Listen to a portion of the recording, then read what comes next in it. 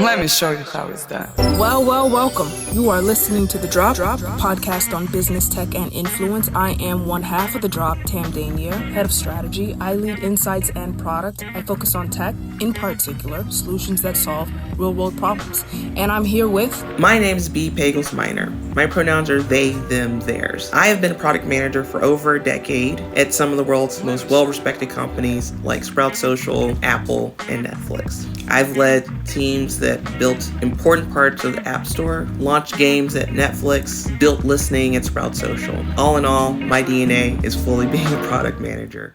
What are we talking about? How to spot a scam, but added to that, what do you do when something's a scam, but it still is a public company? What do you do when something is a scam and it's still a public? Is that a risk? Or are you asking for advice? It's actually really interesting. So there's a couple of different things. So Robinhood comes to mind. I remember when we first started talking about this episode, we were talking about all of the crypto wallets that are failing. And so it was very easy because the crypto wallets made sense because it's okay. These wallets were trying to give out up to 36% interest rate to people who became customers of theirs. And the first thing you and I both said is that's impossible, right? The market conditions do not justify that type of interest rate. And then crypto is an unproven currency as of now, right? There's no way that you can go into McDonald's, for instance, and use crypto to just buy a Happy Meal. You can't just do that everywhere in this country or even in this world. And as a result, we were saying that there was always going to be that issue. But when we first had that conversation, Robinhood hadn't announced that they were going to, let go about a quarter of their staff, and that there were two primary things about that. So it was generally the market conditions, and they talked about crypto and losing some of their crypto value. But they also, but remember when GameStop happened, one of the things I thought was most interesting about that wasn't necessarily that folks were gaming the Robinhood system.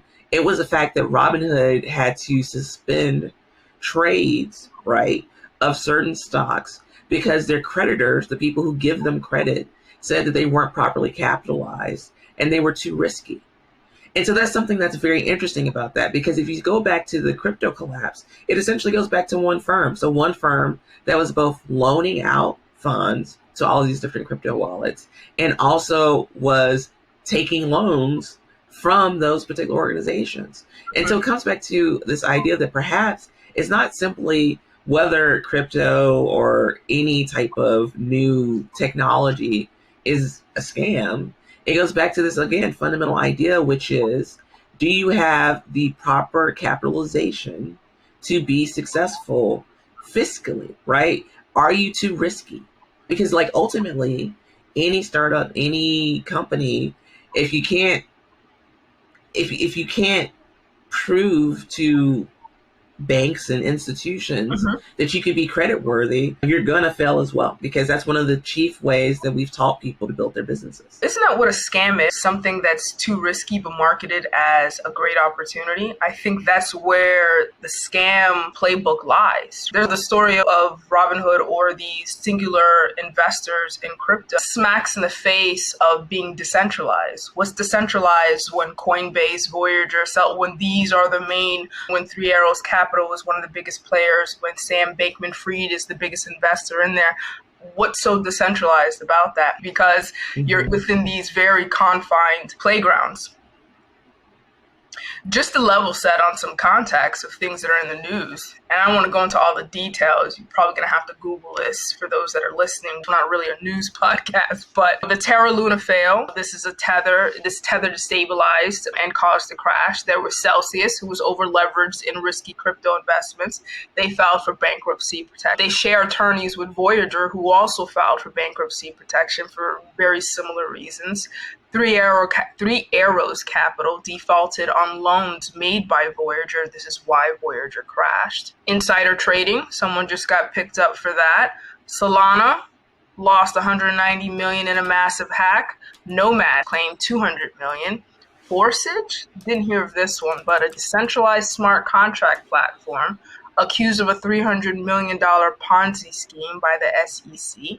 Then recently in the news, Jack Dorsey's Block, which is parent company to Square and Cash App, which has exposure to the Bitcoin markets, just reported a $36 million loss in Bitcoin in Q2. That's in the news. And these are really large numbers. And I think people fail to realize that, yeah, some of these numbers are institutional investors that lost on their spread. Some of these are people with their life savings who were overconfident in the marketing of crypto opportunities. And others are people who maybe speculated, didn't lose much. But there are real people that are attached to these activities as well. I just wanted to point that out. Yeah, and something that's so interesting and something that I really reflect on, because you've asked me this question before, and the longer I've thought about it, the more clear it seems the picture has become. And you said, is crypto marketing, or is it an actual real product? It's a real currency. It's crypto tech, or is it, was the question. Exactly. Right? And the more I think about it, it's marketing. And primarily because I started reading the letters, for instance, that many of these people who've lost, their life savings, they've written into the judges in these bankruptcy courts. And it's very fascinating because there's a few different things. So there's one thing, which is I feel like I was truly scammed because the CEO of Celsius was literally having YouTube lives up until the day they locked my account saying, "We will never lock your account. These are your funds." And then in bankruptcy court, it specifically says you essentially are loaning us these funds. So if there ever becomes a time where there's a bankruptcy, BTW, you've loaned it to us. And you didn't ask us to back it up with any collateral. So it's your loss. And I thought that was very interesting because this is a very dynamic speaker, dynamic human whose pure presence gave this person the confidence to continue to keep his life savings in that account, when even in reality, he's looking at what's going on. He's like, these things feel a little, and still he's like, this person said that. And even on the website, so there's a couple different people who mentioned on the website, it was still saying, come bring your account over to Celsius and you can get 19% returns. And it was talking about this bait and switch mechanism.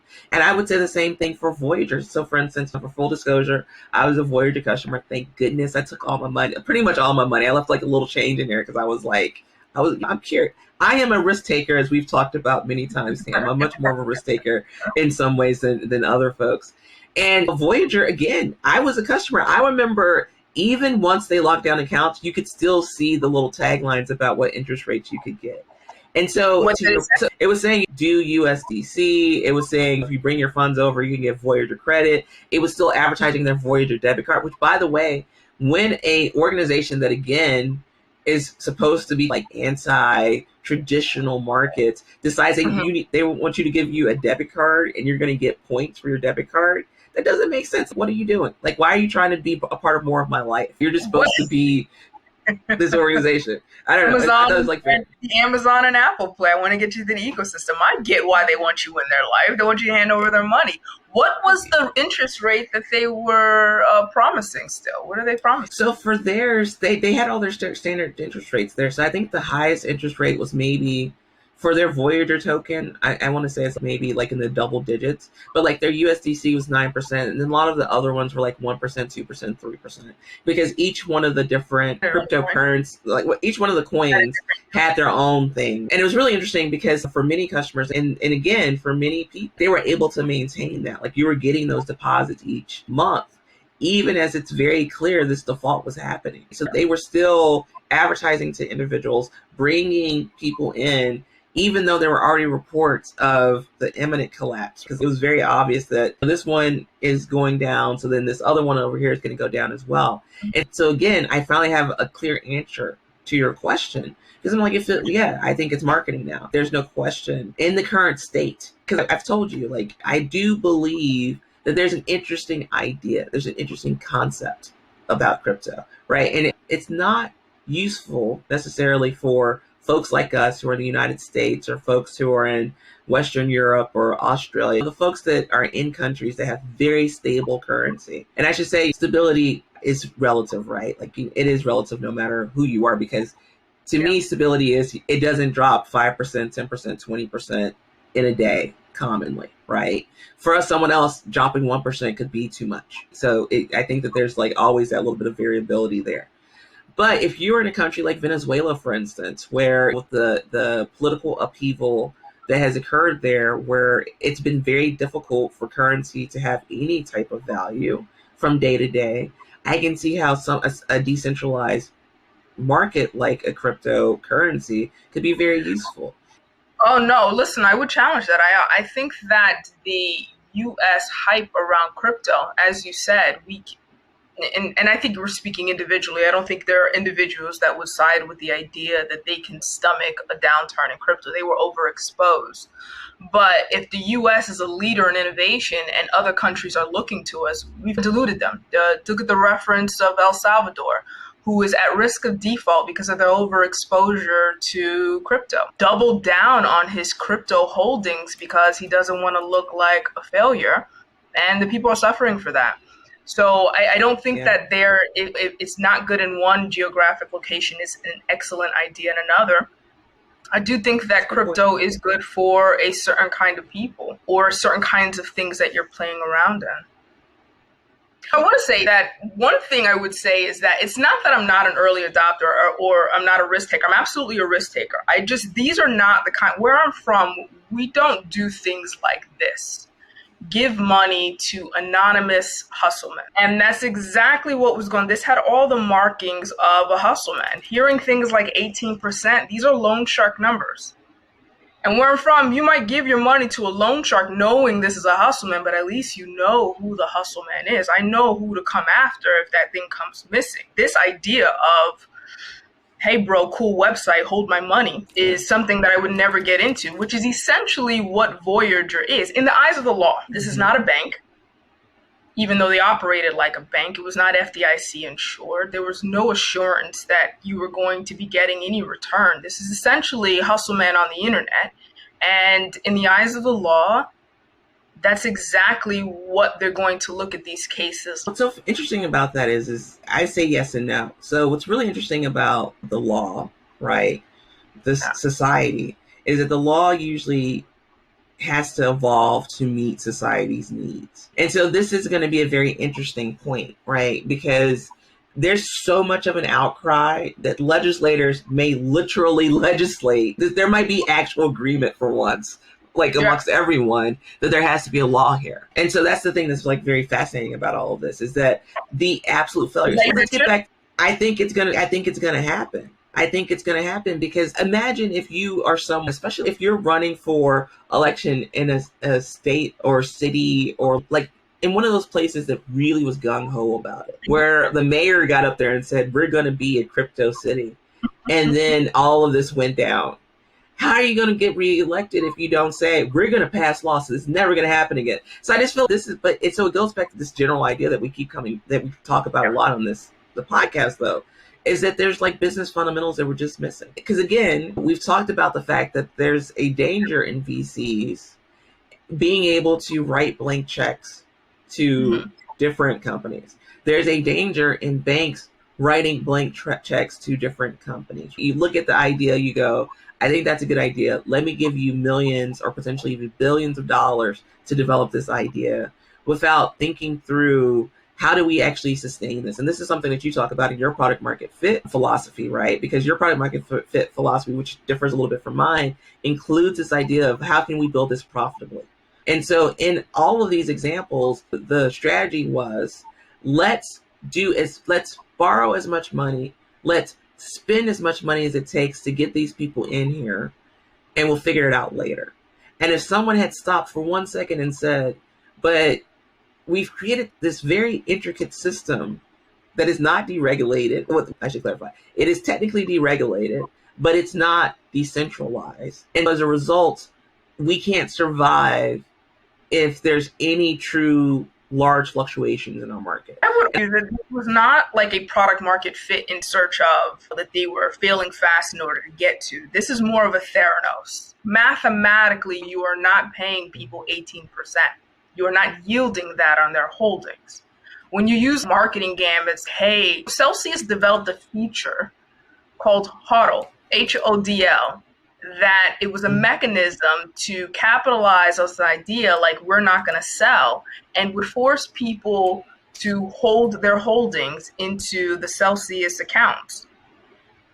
That's not product market fit searching. That's more like, I need to hold your funds because I'm using it to pay other people. There's a mathematical to, we're going to return 36% or 18% on your money. This is usury at this point.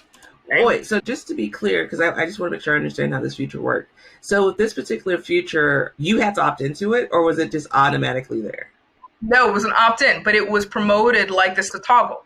I want to unlock, Robinhood gamifies. So there's this gamification that's going on. And when I look at what crypto is, when I was trying to understand crypto, talking about, I'm not an early adopter, but I do watch everything.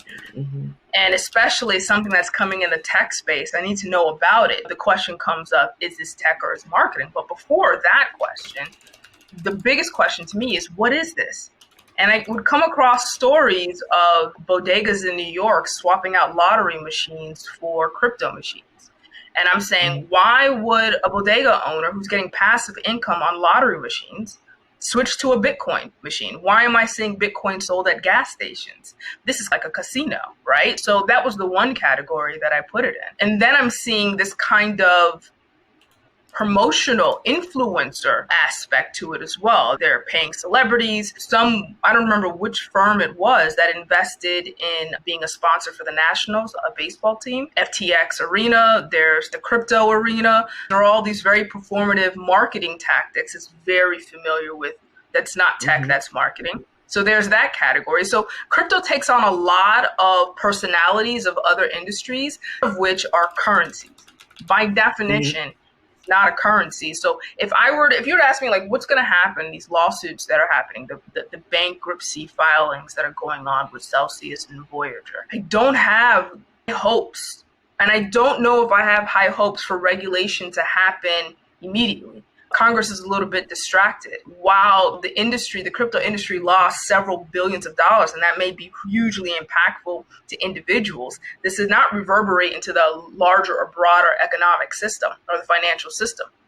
And so I don't think immediately you're going to see the kind of response we saw in the financial crash in 2008 when that kind of exposure hit across America, right? This is still isolated. So I don't know if you're going to get some congressman or some governor who's going to make their name off of regulations on crypto.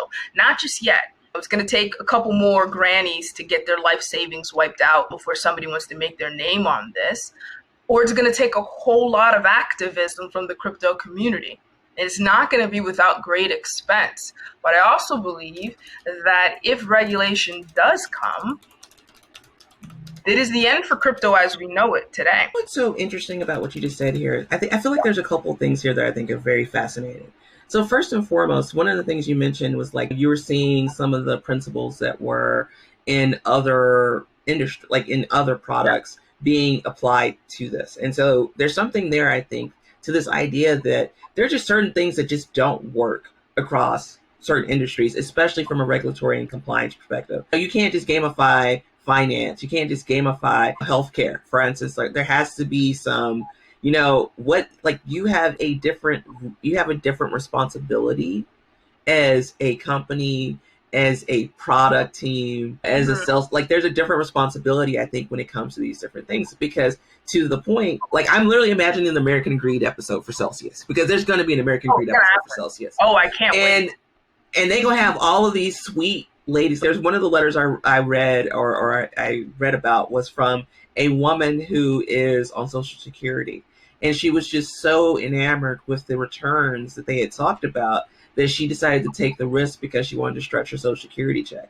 But then because it went under, she literally doesn't have a way to get those funds out, and so she can't pay her bills. And I'm like, oh my gosh, I'm just imagining this woman, right, in her like small, decrepit house that she could barely afford with like her shawl on, eating out of a can, because that's what this letter makes you feel like. And I'm just like, that story, again, I agree to an extent. Yeah, it won't necessarily happen tomorrow, but I think it is something that's going to happen because that lady on a campaign ad Oh my gosh. Like, why would you not want to do that? So, again, the first thing that she said here that was very interesting is this idea that it made me think that there's just certain principles for growth, right? Because this is the growth strategy, right? Like, you want to make something so sticky that people continue to be in your ecosystem no matter what. And what's really interesting about that is that you mentioned Square and the fact that Square had exposure to Bitcoin, so they did post some loss about Bitcoin, but as generally Square is doing well. Generally, Cash App is doing well. And it's fascinating because I think they're interesting. Block in general is an interesting part of this puzzle because they were one of the first ones who were thought about in terms of changing up how fintech operates. And what's really interesting to me about that is that cryptocurrency is this idea that you can be free. You can know exactly how many funds are there, how much value those funds should have. There is no risk there whatsoever. I would argue, especially, I think, like the two of us both come from areas of the country where folks weren't affluent. They didn't have, most of the people I knew growing up didn't even have bank accounts because maybe at some point they defaulted on a bank account. And as a result of that, they didn't have the access to bank accounts. And so they would go to the corner store, for instance, and cash their check and lose a large percentage of their check. And Square and Cash App especially when it came out, and it was like, whoa, you can put your check on there. They don't take any of it out. And you can just do all of your transactions and you can have an account that feels just like a normal bank account. It was a game changer for a lot of people. And what's so interesting about that is that is actually being helpful to society. And so if you're in an industry that is complicated like finance, if you're not on the Cash App, I'm truly unlocking and democratizing something, chances are you might be a scam, honestly, because we already have a great financial system in the United States. So if you're not going to give it more access to typical funds to people, chances are you're actually probably not being helpful.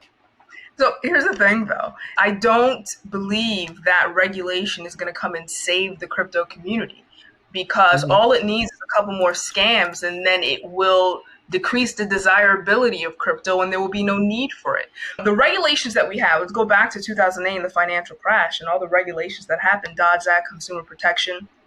The reason why your credit card statements to list if you only pay the minimum amount per month, this is how long it's going to take you, and this is how much it's going to cost you. The reason why that transparency is there because of what happened in the financial crash. But that was something reverberated throughout the entire global economy. It was necessary to do that. The only reason why I'm doing this episode about crypto is because I get a lot of questions from friends that are not in tech about what do I think about crypto? This question. I don't want to talk about crypto, but the next time I get this question, what do I think about crypto? How does the law view crypto? These are essentially Pokemon cards. These are not financial instruments. These are not securities. They're not even viewed as commodities. Does it matter what they say? These are marketing terms. Cryptocurrency is not a currency. It's a store of value. No, it's not, right? It doesn't behave like any of those things. And the law doesn't look at it that way. What the law is saying is essentially the same way we treated Pokemon cards, the same way we treated the troll dolls or the Beanie Man babies or the sneaker community. You're essentially saying, like, if these were sneakers and you were trading Jordans, would you then have a recourse in the eyes of the law and say that these people stole my money? The answer is, I believe no. If you're going to reverse that opinion, it will be at great expense. Will the law come in and say, okay, let's put some regulations around these marketing terms? Perhaps. But I also think enough of these hacks and enough of these scams getting exposed will decrease the desirability of it so much that people won't want it anymore. And actually, what's really interesting about what you said, so in my role at Apple especially, I helped build the infrastructure for App Store Connect. And one of the things that just comes up when you're dealing with App Store Connect is fraud, right? One of the most, like the biggest value add, actually this came out in the lawsuit against with Epic, right? One of the biggest value adds of the App Store is that when you make a purchase on the App Store, that is a true app or game, and it's not a scam. They're not going to steal your information, and then it's completely secure. So protecting against fraudulent actors is one of the biggest things that you can do as a member or part of the App Store team. And so I think that's interesting because the thing about this is the sneakers, you don't have a recourse on your sneakers until you can prove fraud. Like, until you can prove that person actively chose to actively try to defraud you. And so the same thing with this technology, right? And so that's why it's going to be very fascinating, because true, it may not be that there is new regulation immediately. And in fact, it might not even be regulation so much as cryptocurrency can't exist. It might be more regulation of you have to have certain capitalization in order to be in the fintech space. And that's not a bad thing, because we go back to the Robinhood example. Robinhood is a company that has existed for a while that is a legitimate stock trading platform. And it had a great reputation until recent years. But again, it probably wasn't set up in such a way that it could withstand typical trading. Like, it couldn't withstand it. And so if someone had taken a step back in Robinhood and said, how many transactions do we actually think are going to occur? And then let's double that to start modeling out what we need from a credit facility. And then at the very beginning, speaking from my product hat, you could have told people, when we get to this number of transactions or this amount of transactions and this amount, we do have to pause transactions on our platform. And so they wouldn't have lost the trust that they lost when people were like, I can't believe you won't let me trade. Like, I thought Robinhood was going to you're going to let me do whatever the heck I want to do. You're going to let me do stock trading for the cheap, so I become rich. But no, you just lied to me because you stopped me from doing trades.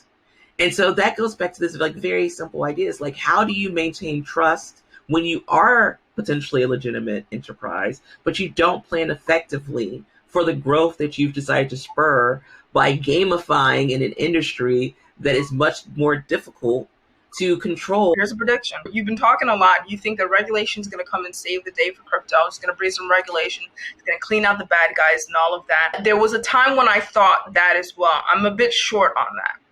I don't think these kinds of scams have been going on forever. There's never been regulation around it. I do not believe that the government's going to save the day in the way that people hope.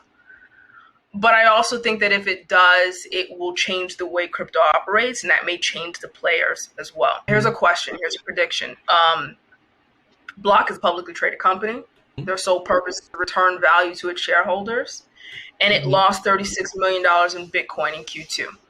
Will its stock drop 5% on that?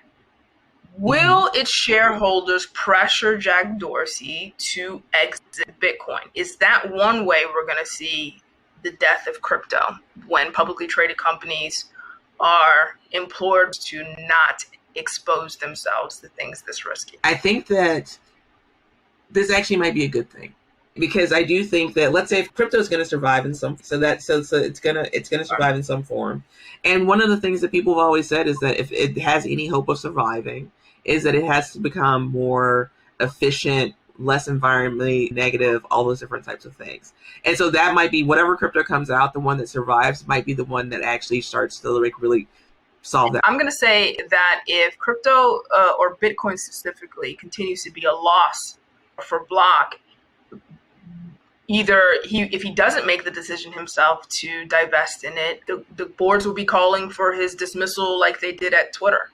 Well, and we know that Elon Musk can't come in and buy it. So what do you think he'd offer? 420? Who knows? I don't know what he would offer. I just know that he can't afford it. So it's a whole thing. Thank you so much for listening to the Drops Podcast. We love having you. We love your feedback.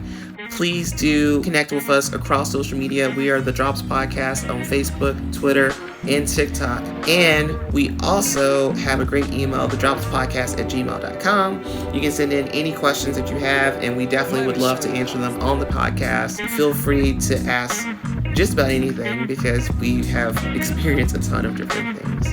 Again, thank you so much for listening to the Drops Podcast.